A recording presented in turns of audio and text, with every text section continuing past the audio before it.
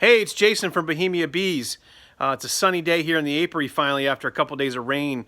We're heading into the winter, and our colonies are already prepped and ready to move forward into their stage of hibernation for the winter. But one of the things we do in the apiary towards the end of the season, we go around and collect up our swarm traps we put around the community to help try to capture any of the swarms that may come off our colonies and or any wild or feral colonies that could potentially be captured in those swarm traps. One of the things that beekeepers deal with on a regular basis, in addition to the small hive beetles and varroa mites, are wax moths. I just want to show everyone the amount of damage that a wax moth can do to a colony, or really a hive. It's not a colony, a hive that has some empty frames of comb in it, and or there's no bees to really kind of maintain or keep that colony clean. Typically, people who get, or beekeepers who have colonies that do get invaded or infested with wax moths are not due to anything they're doing wrong other than that the colony is just not strong enough to defend itself. So if you do have wax moths, typically it doesn't mean necessarily something that you are doing wrong. Wax moths are just a product. Same with small hive beetles. They infest colonies that are weak. So the key is to make sure your colonies are strong, they have great strong queens, and that they're definitely growing and maintaining their own environment or their own hive. So we're going to take a look at these swarm boxes and see what kind of damage though a wax moth can do in an empty hive.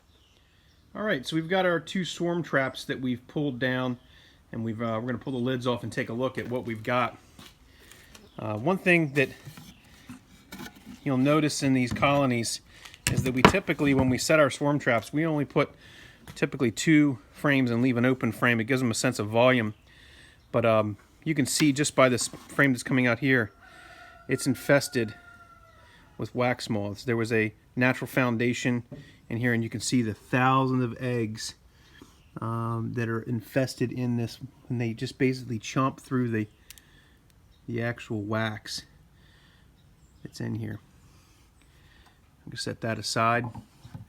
Take a look at one with a regular foundation. The interesting thing you see about that is you can see where the wax moth has tunneled.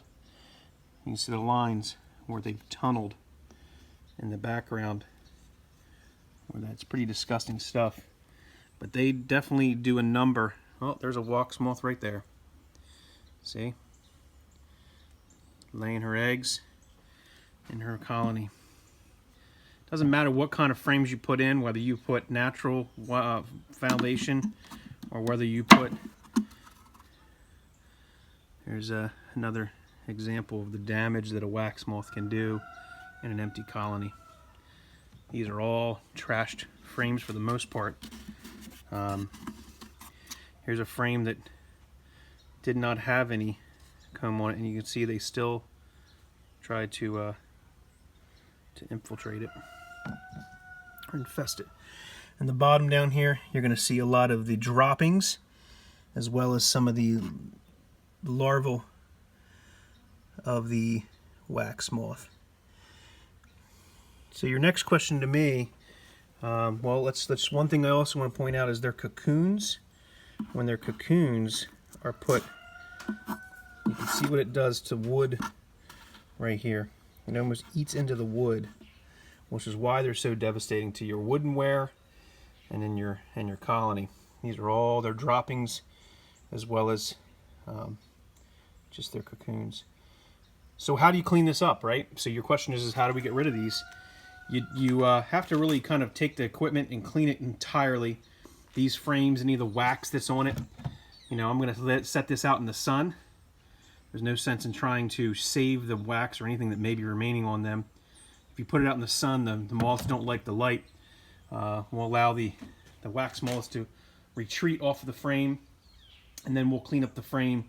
One thing I like to do is do one of two things. Either freeze all the frames once we've cleaned them off, freeze the woodenware. If you don't have a big enough freezer, you can also take a torch to some of the woodenware to kind of burn off, a light torch to burn off some of the wax moths, eggs that may still be in there. But the key is you have to kind of get all these eggs and various things that could potentially be hatching out and breeding more in their colony. Well, that's what we do here at the Bohemia Apiary. It's one of the things we have to battle every season. These are 2 empty colonies or swarm traps, empty hives that the wax moths took over. Probably why we didn't catch any bees in it, because early on they didn't colonize it, so therefore they didn't protect it. But that's what we do to kind of clean these up. Hopefully you got some good information. Just one thing the key to remember is that there's nothing that you are doing wrong as a beekeeper. It just means that this is a empty hive or a weak colony within a hive, which means they couldn't protect it properly, protect the frames. So the wax moths will move in like it's their home. That's all I have here from Bohemia apiary. If you have any questions, comment below. Any suggestions or thoughts that you've had success with trying to keep some of the wax moths away from either these swarm traps or your colonies and hives, please comment below. Like and subscribe to the channel so you can continue to watch more things that we do here at the Bohemia apiary. Thanks for watching. Have a great day. Happy beekeeping.